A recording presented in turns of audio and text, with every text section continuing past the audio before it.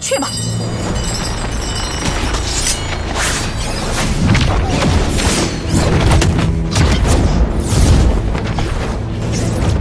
死吧！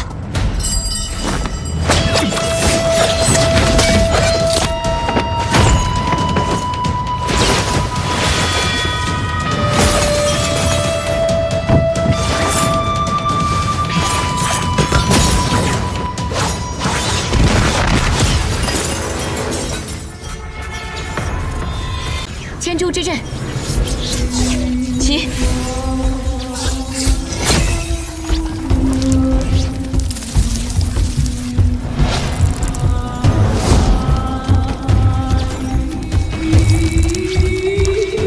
该死！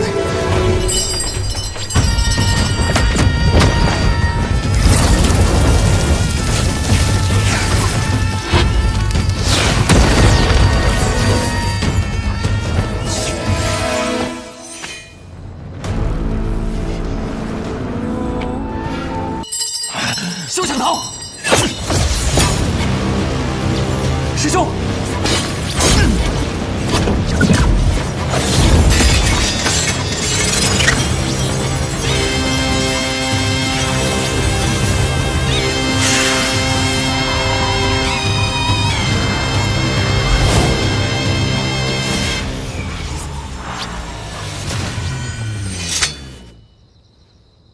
幸亏有白神医这条小蛇。 该死！你方才已经看见了，就算你能找到叶阳，也无法从他的手中救出你的大师兄。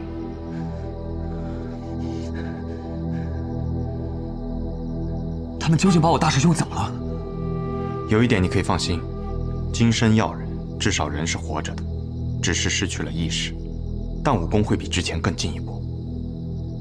若我没猜错。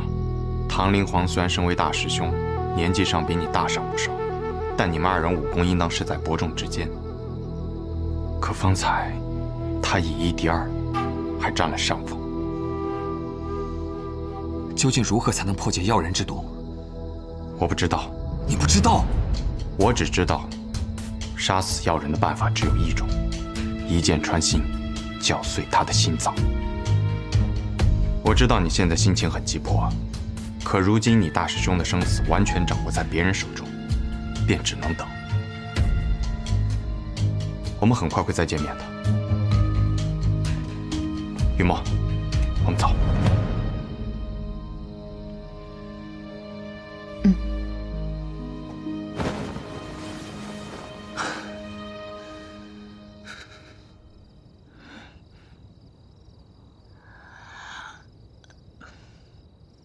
师傅，要不你先回屋睡觉吧，我和长河大哥在这里等。我心不安，睡不着。神医，等他无聊，我来变个戏法。什么戏法？给我。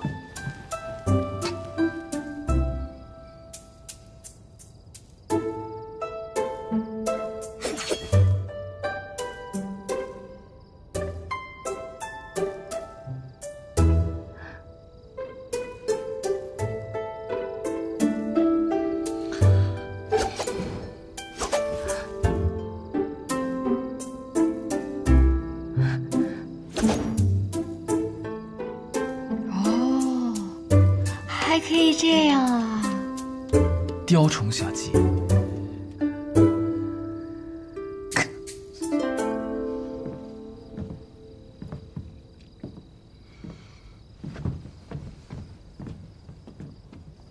回来了。回来了。看起来颇有几分狼狈啊！遇到了什么高手？唐门，唐灵皇。未来的唐老太爷。 他终于现身了，那确实不好对付。哎，不过，他怎么会对你动手？他被做成了药人。什么？唐灵皇居然被做成了药人？一个天境高手，居然被做成了药人。传说中最完美的金身药人，居然真的被他给制成了。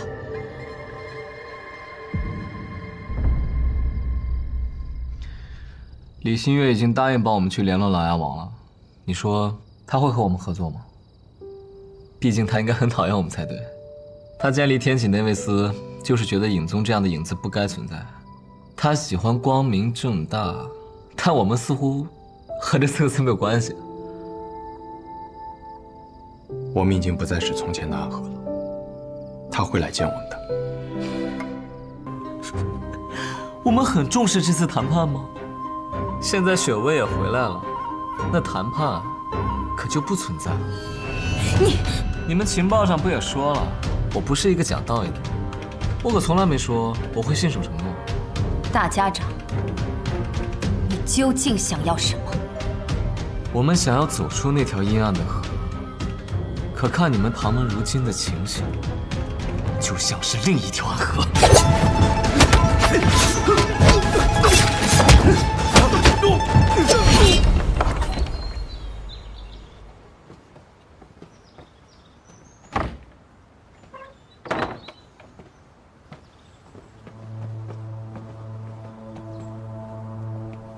我去地牢看看那小子啊！你们在这守着，有异动立刻唤我，啊！小心点啊！是唐天禄。若打起来，必然会引来所有唐门弟子，得想个办法引他们离开。这个，便交给我吧，我顺带去把唐莲月那个小徒弟救出来，并且，他还要唤我们雨墨一声师娘呢。小心啊！谁？你们看好这里！孙影珠。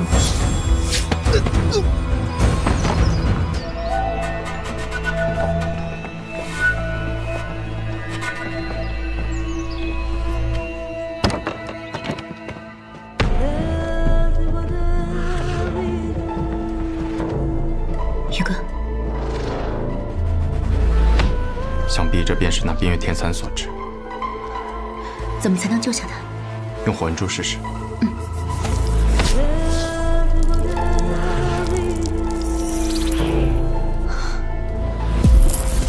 这，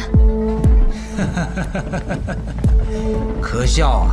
冰月天蚕乃是天下奇物，就凭你的火纹珠，还想解开唐莲月身上的冰寒，真是异想天开呀！啊！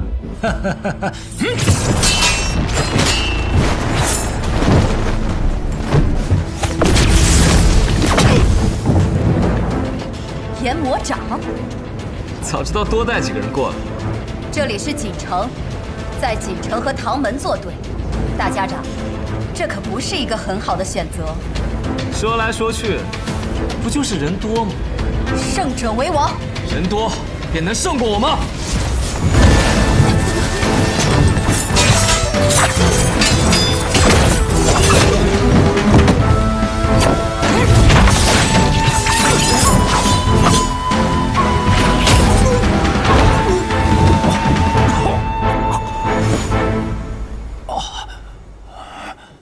苏家主确实是一个不断能给人惊喜的人。这暗器上有剧毒，只可惜你知道的已经太晚了。废话真多，也让你体会一下不得言行的痛苦。不晚不晚，我来的还是很及时的。神医，哲叔，你们怎么来了？我收到了我那药王小师侄的求救，他也被困在了唐门之中。不过眼下最要紧的，还是让我瞧瞧你的脉象如何。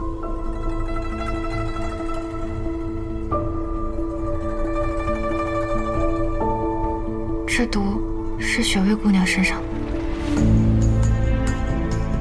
莫非她出事了？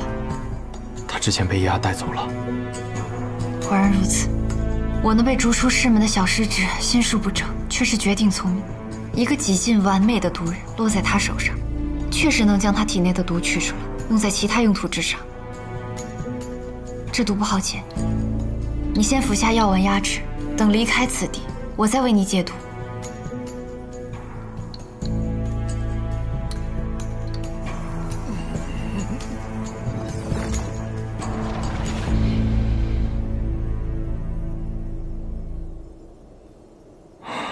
多谢神医。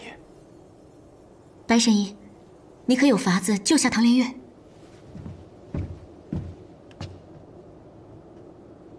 冰月天蚕，我知道了。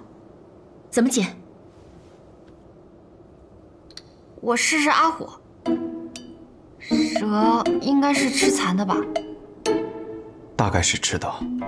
阿火又是什么种类的蛇？凤仙火蛇。那这就是阿火啦。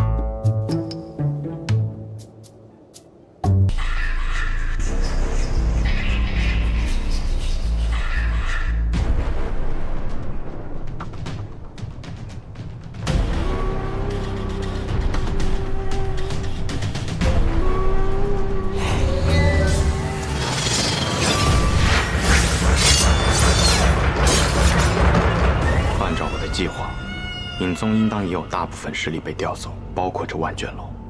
但似乎尹宗的底蕴比我们想象中更深厚。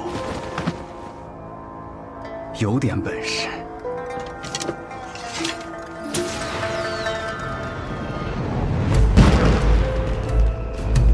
看来我们那位苏家主已经开始动手了。大哥，我们这次的目标是覆灭尹宗吗？尹宗的存亡和我们有什么关系？那是天启城的事情。我们此次的目标是那座楼。那座楼有什么特别的？万卷楼里面藏有暗河所有人的讯息，据说从出生伊始一字不漏。那岂不是当年的仇？等我们踏入那座楼再说。穆子良，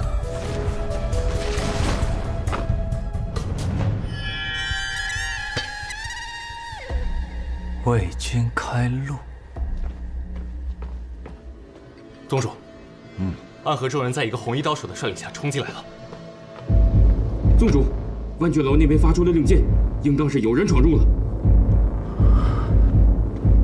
宗主，血官带着一名精通易容术之人，变成了您的模样前来劫狱。苏沐雨现在已经离开宁域了。他们同时派人袭击了琅琊王，攻击了国丈府，这为的到底是什么？只怕攻击风小寺那边是假，对我们影宗的围攻却是真的蓄谋已久啊！他们假意击杀萧若风，借走影宗的大批人马，致使现在府内守卫空虚。好大的一盘算计呀！只可惜他们忘了，我若是没有后手的话，又如何执掌影宗这么多年？万卷楼，我还给他们留着一个大礼呢。为何他们如此在意万卷楼？他们真正惧怕的，不是影宗的武力，而是影宗掌握着暗河所有的秘密。只要他们毁掉万卷楼里面隐藏的所有卷宗，他们就能够彻底隐匿行踪，建立一个真正崭新的暗河。这一次，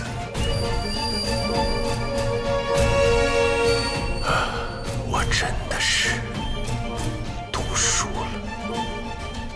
只可惜，苏沐雨，你永远都无法得到武剑城覆灭的秘密了。你赌他们因为要自由而服从于威胁，可是你根本就不明白，他们这一路走来，就是因为不害怕威胁而越来越接近自由。我提醒过你，易宗主，把剑都收起来。比起他们来，你的确是个更好的交易对象。哼，只可惜呀，现在绵龙剑掌握在他们的手里。我早就劝过你，苏沐雨第一次来府上的时候，就该杀了他。如你这么说，那当年在冠姓之礼上，你就应该杀了他们，哪还有今天这些事情？曾经的穆家家主穆子哲，今日就由我来完成当日未完成之事吧。杀死苏长河，夺回绵龙剑，由我来统领暗河，再和你易宗主做一场交易。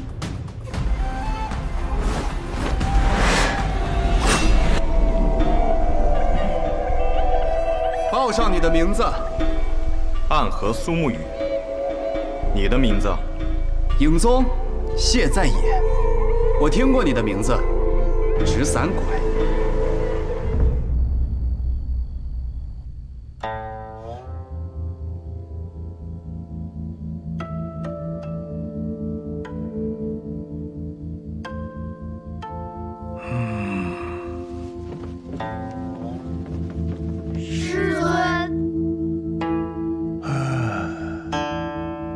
睡了许久啊！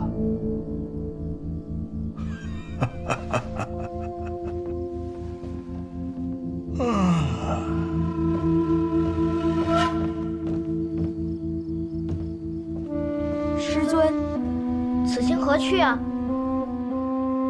看望故人。师尊还是这么高深莫测呀！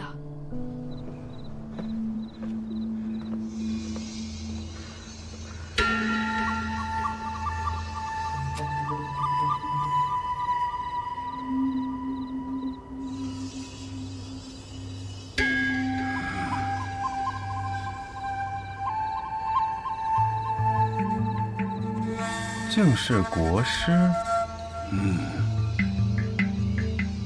这里由禁军把守，前朝最具权势的5大剑坐镇，普通人来了，3里之外便会纷纷避让而行。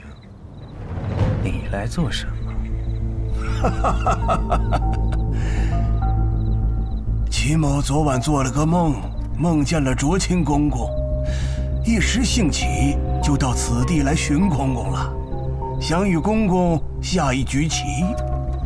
自从几代前曾发生的阉党之乱起，为了防止这种局面再度发生，后来的历代皇帝驾崩之后，随侍其身旁的5大剑都要被派往这里镇守皇陵，故而齐某也只能到这里来找公公啦。哦，至少在外人看来是如此的。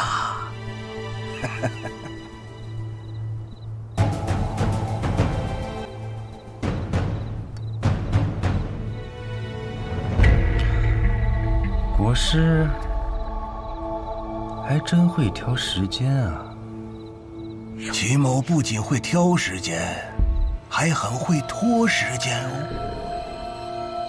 可惜国师有梦，卓清今夜却无此般雅兴。哎！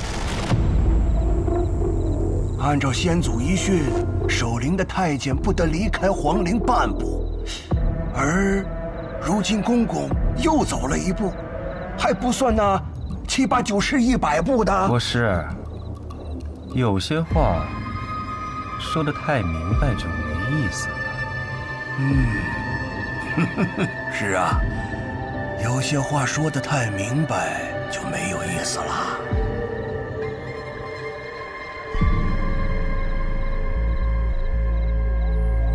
看来国师今日是一定要拦着我了。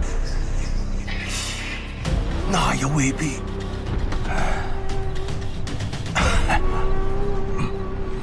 就是真的想下棋了。我俩要是打起来，整个天启城都会颤一颤吧。自从百里东军与叶鼎之大战皇城之巅后，这天启城很久没有热闹了，或者说，有些热闹在夜里发生，在晨起时结束，很多人都看不到。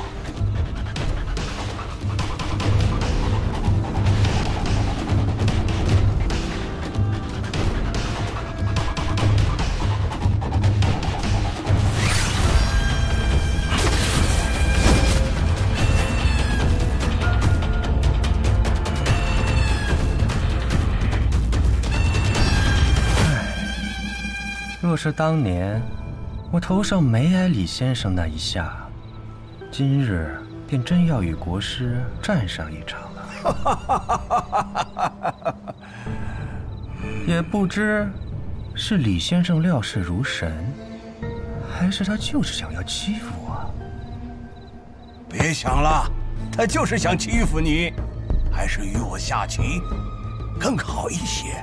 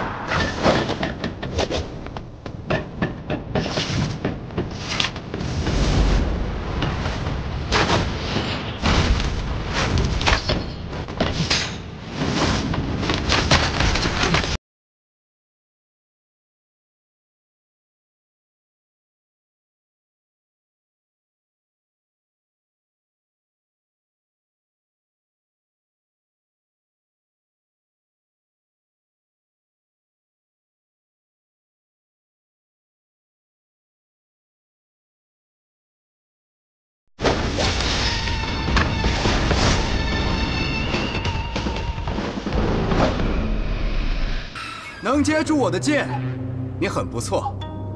我能看出来，你不知是受了伤还是大病初愈，真气很不稳固。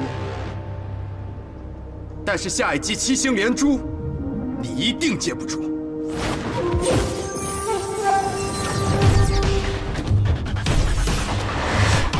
七星连珠。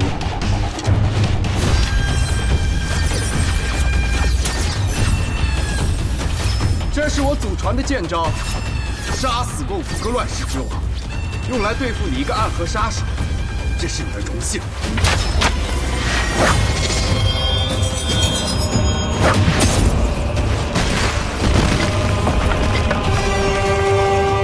这剑的威势，竟比上一剑要凶猛近1倍。这七星连珠，一剑强过一剑，你若再接一剑。 你手中的剑必定会断。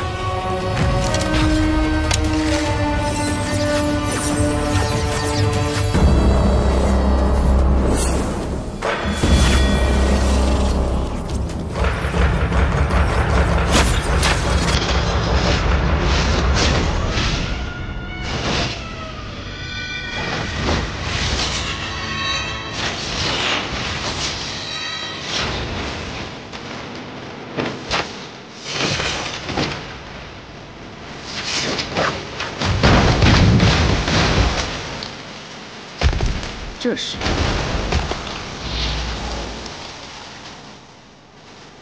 太极剑，一个杀手居然会这世间最缓慢的剑法，但接下来的剑可没那么简单。是吗？可你的剑势分明在消耗你的气力。下一击，请吧。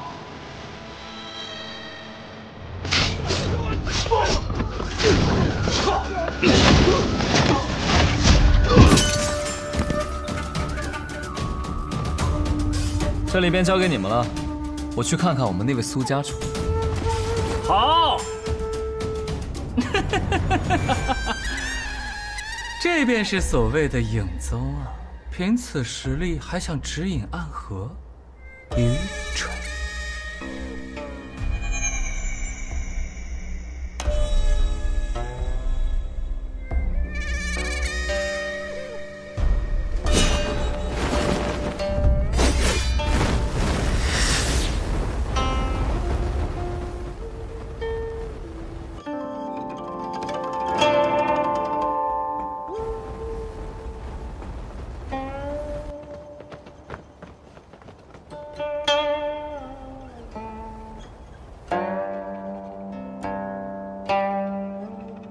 这是穆家的宝物，天音九转琴。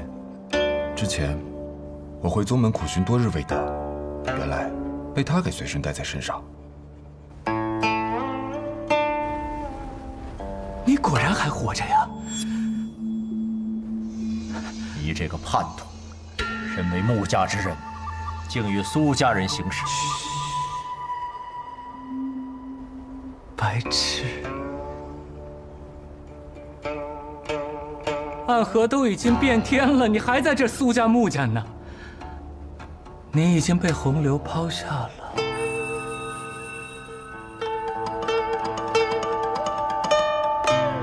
死吧，和那死去的旧暗河。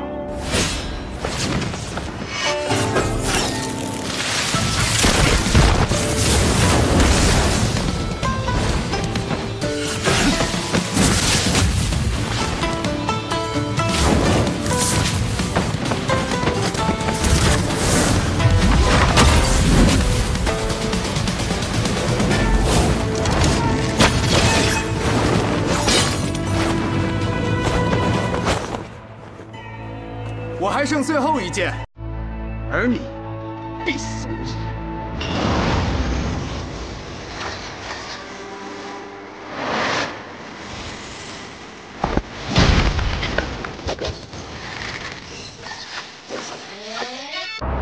南城学院，东城无双，与唐门等一众名门大派共筑江湖的光明与秩序，可光明之下必有阴影。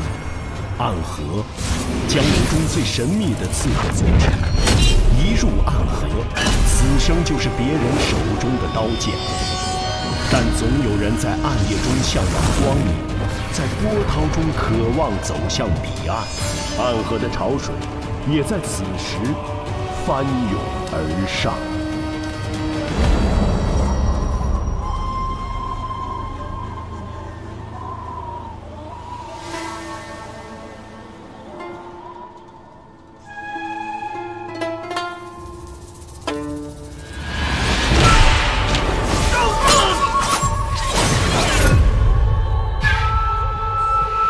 之剑。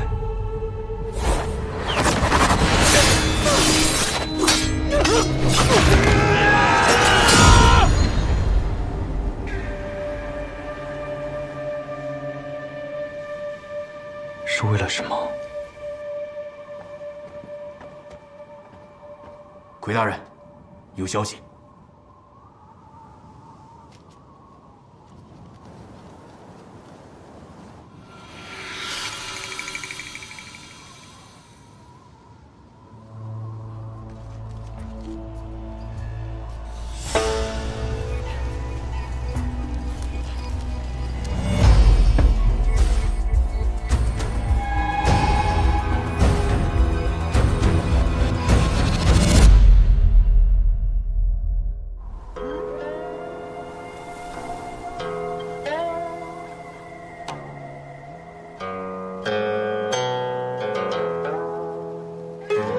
白雪却嫌春色晚，故穿庭树作飞花。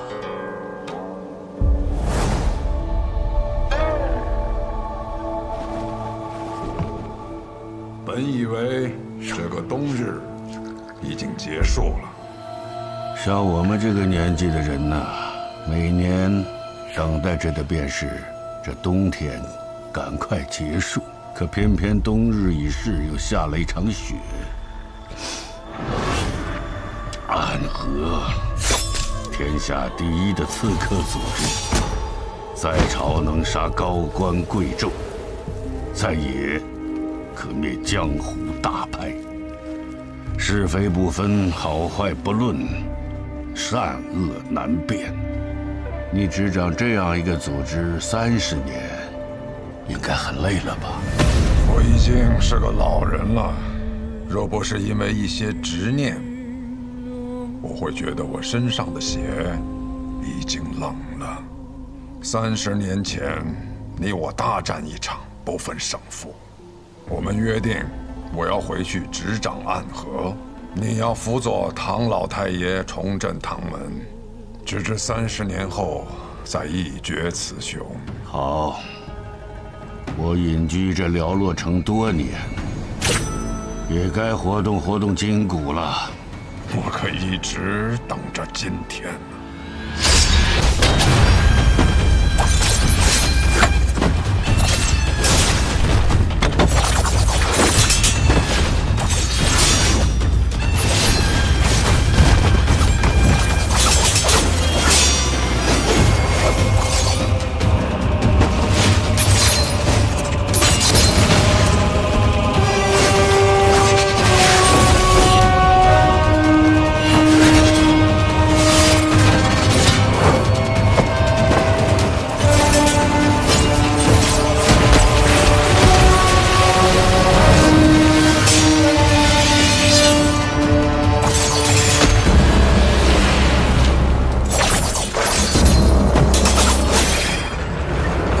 使托大徒手接过你枚暗器，差点被毒死，我可不会再上当了。几枚暗器你能接住，那接下来幻术飞花，你又如何应对？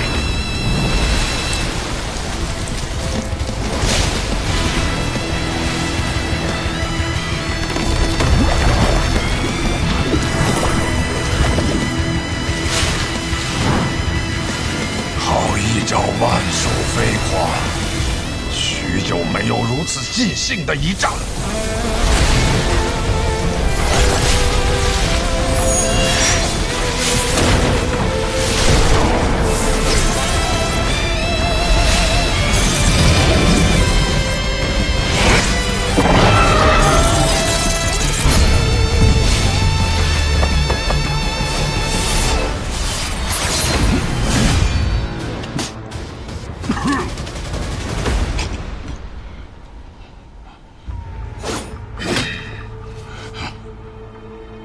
你我30年之约的这一战，本该只论胜负，不争生死。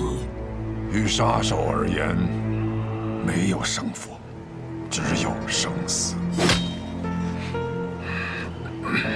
只可惜呀，可惜什么？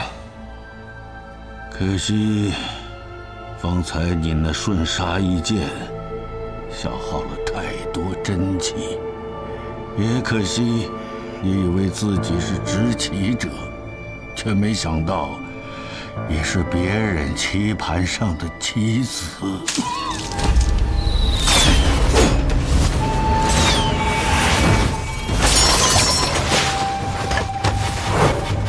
罗玉，不是跟你说过这是我自己的事，不用你插手吗？有人想趁你和唐二老爷决战之时，对你不利。1时2鸟。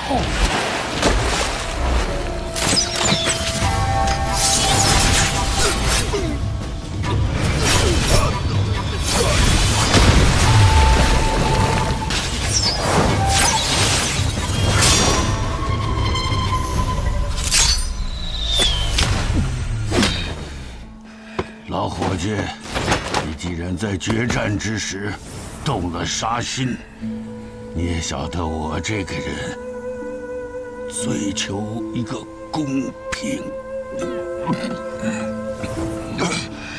雪落一枝梅，黄泉路上我会歇歇脚，可别让我等太久。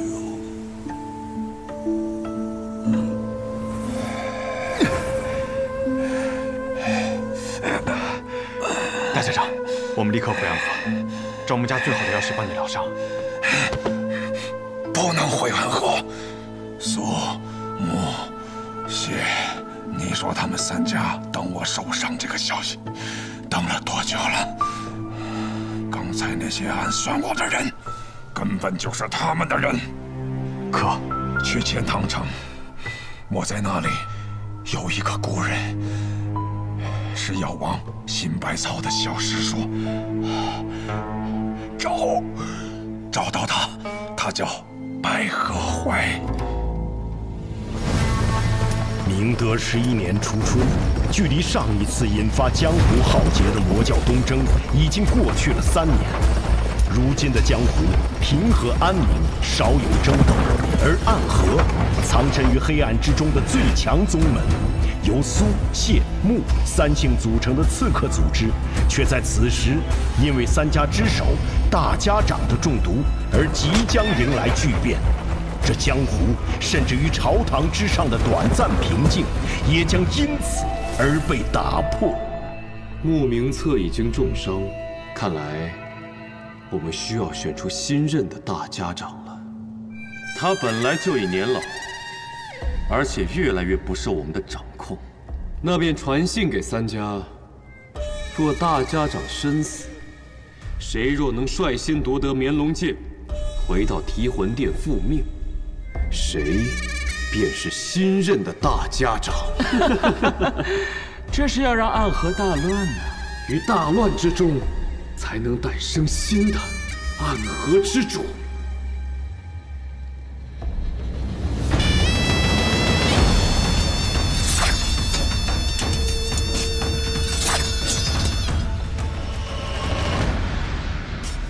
特药府到了。你的谢银江，他们要来这里寻找名医。是啊，大家长身中奇毒，命不久矣。而此处就住着药王的隐居的小师叔。我们苏家老爷子说，希望这个小师叔可以不要出现，或者说，从未存在过。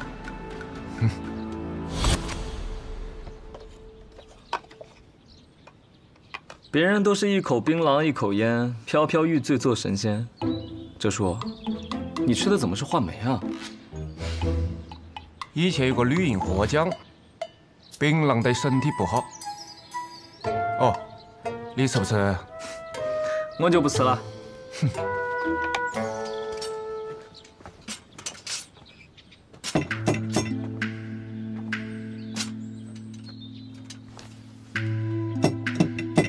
你什么时候变得这么有礼貌了？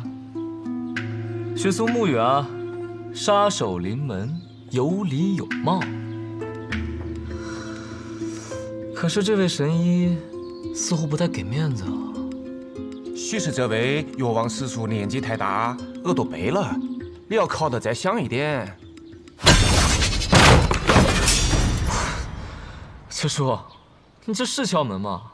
我看你是要杀人啊！我们不就是来杀人的吗？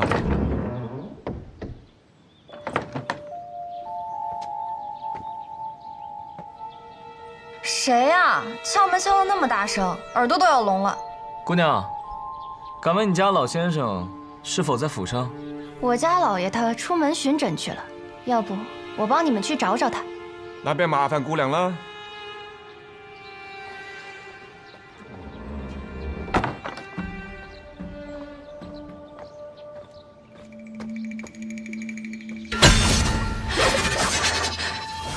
你干什么？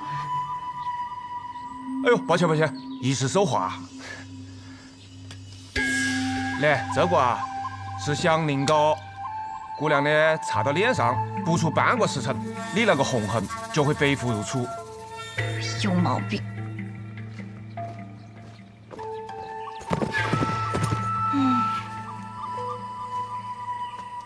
可以药蛇追踪的香凝膏，这种小伎俩也想骗过我？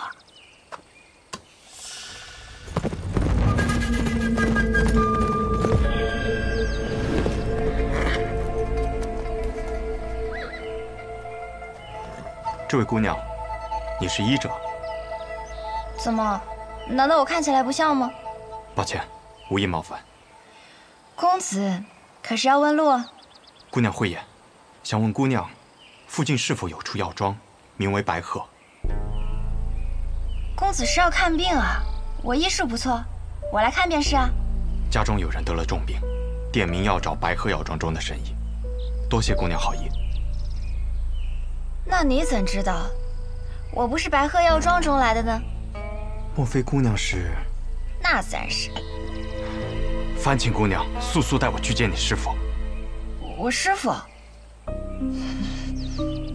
他暂时来不了这里，但是他和我说过，有贵客来访，从很远很远的地方来，想来就是公子你了吧？他让我先行随你前去。冒犯了，我需要赶时间，还请姑娘上马。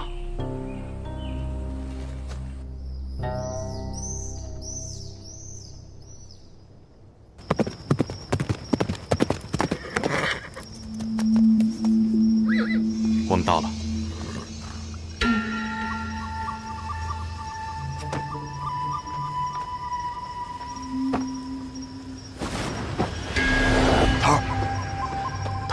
你来的正是时候，大家长那边好像出了些问题。神医呢？我这么大一个活人站在你面前，你怎么就看不见呢？这姑娘是神医？不是，那我走了。姑娘莫怪，这是神医弟子，过来帮他师父看一下大家长病情。姑娘，请随我进去。嗯。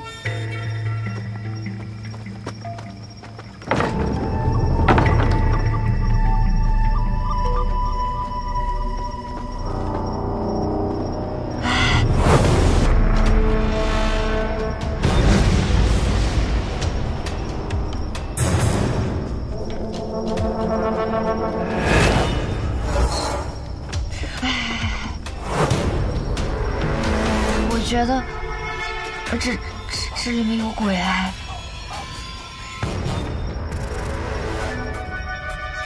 姑娘莫怕。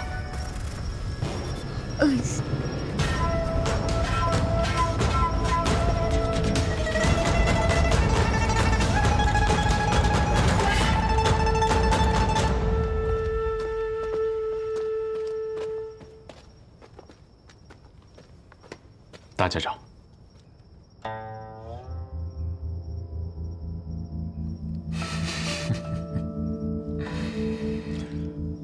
上次我见你的时候，你还是个流着鼻涕的脏孩子。我上一次见大家长时，大家长还是一个随时会准备拔刀的杀神呢。现在也随时准备着拔刀，不过头发白了而已。这手还是血红色的。行了，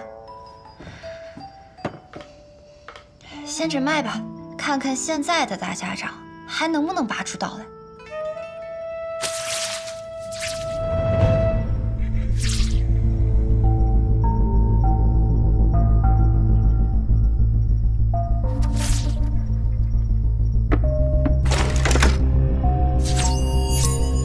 收起你的杀气，你若是不小心吓到了我手这么微微抖一下，你们的大家长啊可就死定了。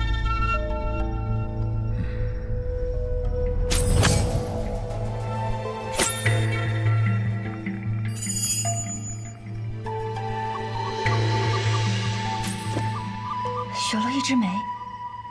没错。你怎么做的还活着的？我的魁替我挡住了那一枝梅，我只种了半朵梅花，还能勉强撑着。这可是唐门唐二老爷的独门奇毒，号称唐门第一，天下第二，仅次于温家家主所创的镜花月。据说除了唐二老爷本人，无人能见。唐二老爷人呢？被我杀了。暗河大家长也亲自接杀人的任务。敢问姑娘，是否能医？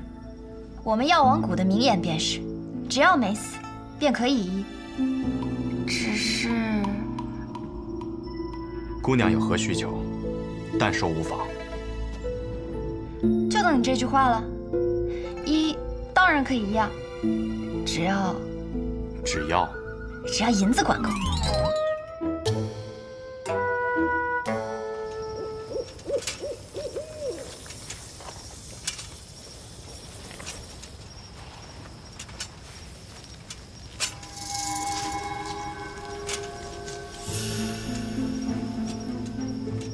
看来对方是识破了你的伎俩，这才走出了多久，就把这药瓶给丢了。看来我们是搞错了。什么错了？我们放走的是真的圣医。还好，我也做了些准备。哦。哼。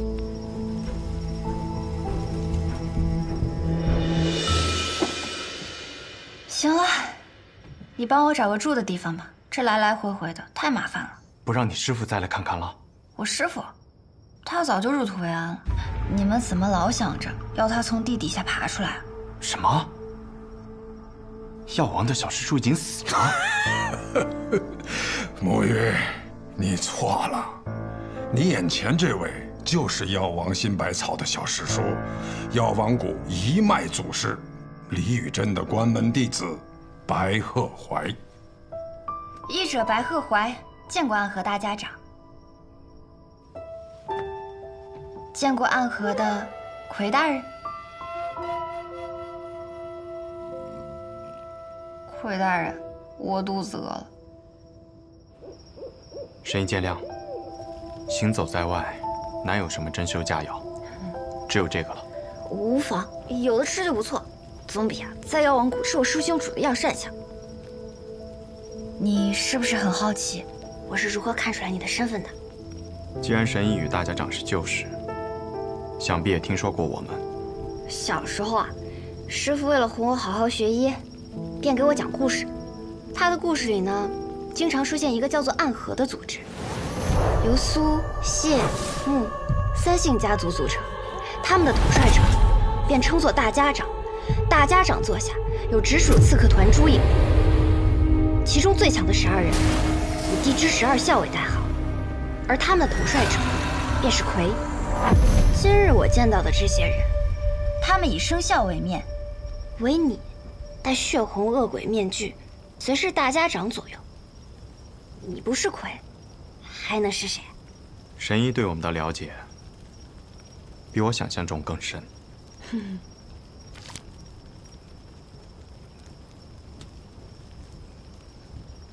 我还知道，每人的魁啊，都是当做现任大家长培养的。这上一任的魁呢，他死了。抱歉，这些隐秘之事无法与神医细说。可是上一任的魁，他是我的父亲，这也不能问吗？神医说笑了。不信算。这人是死是活对你们倒是隐秘，可是你们身份特殊，标识却如此明显，此时就不考虑隐秘了。我也曾问过同门前辈，身为刺客，本该想尽办法隐匿身份，可为何我们却明明白白地把身份写在脸上？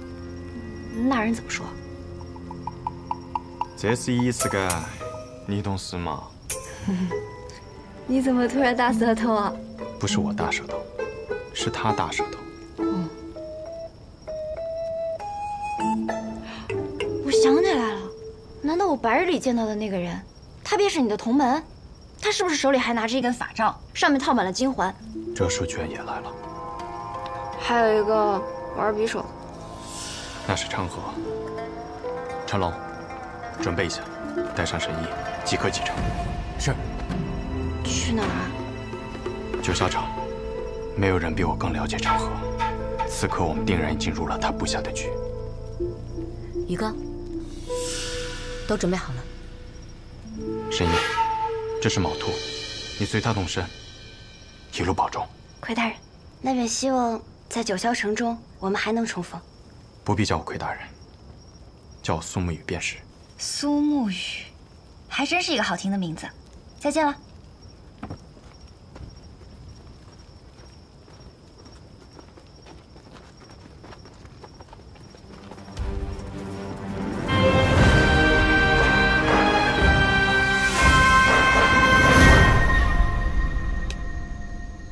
你讲的准备就是在这开等啊？谢家的刀，穆家的鬼，每一个都蠢蠢欲动，而我就不一样了，我很懒的，不如就跟在那些勤快的人后头，虽然会慢上几步，但永远不会迟到。你透露了点消息给他们，他们2家都配应来这开了。哼，真是个狡诈的小子！老爷子派出你，是铁了心要上位啊！唉，最聪明的我和最强的你，这书曾经暗河第一高手，上一任魁大人。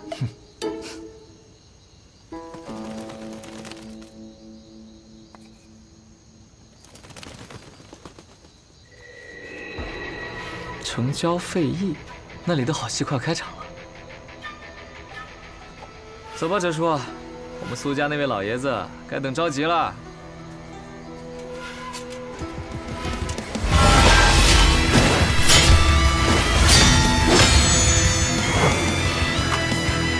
不愧是大名鼎鼎的直三鬼，此线为界，还请2位不要逾越。谢家的紫靴鬼和刀阎罗不应该出现在这里。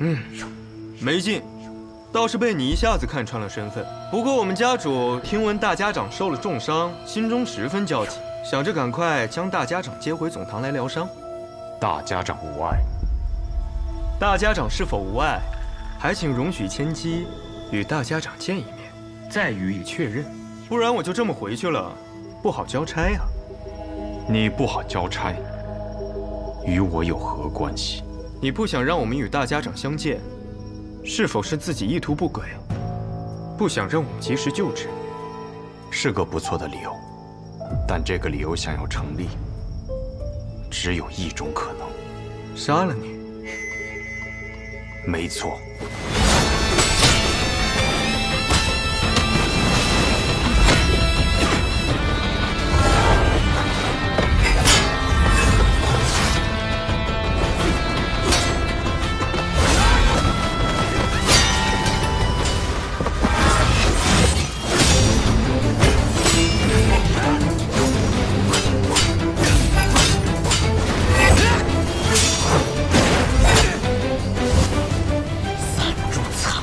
为何不敢一献？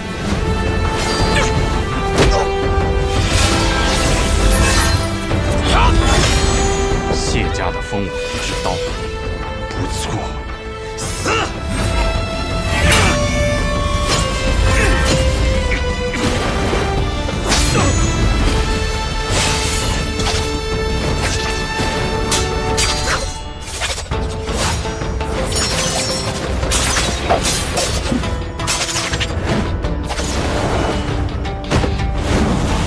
你真以为我有那么弱？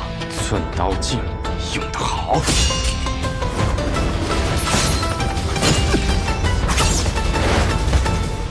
回去告诉你们家老爷子，若及时收手，那么这段时间的事情，大家长可以装作无事发生；若继续这般执迷不悟，就别怪我们朱隐无情了。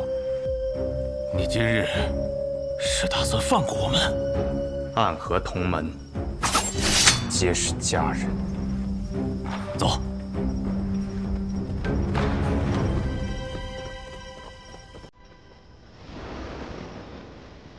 你来了。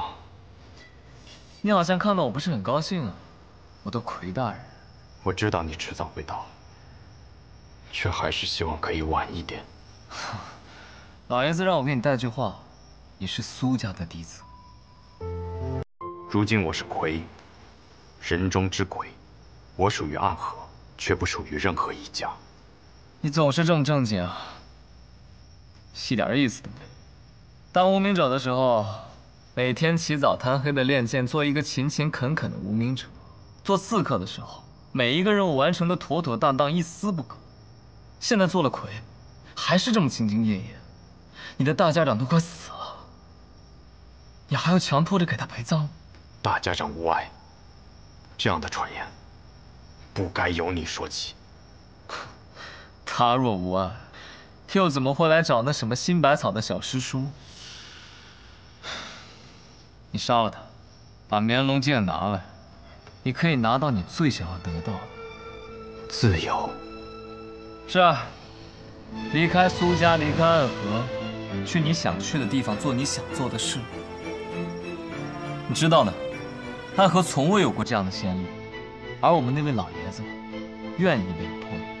若我拒绝呢？咱们姓苏，在苏家生活了这么多年，而你身为魁，跟着大家长也不过几年，你跟他的情分能有和苏家的深？我不管你的想法究竟如何，如今我是魁，我的职责便是守护大家长的安危，任何事，任何条件，都必须在这件事的前提下。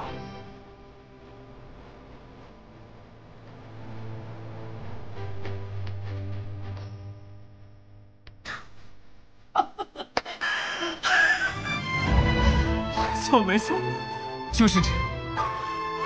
同样的话我已经回给了老爷子，我就知道你一定会这么说。然后呢？然后老爷子说，既然如此，那就杀了吧。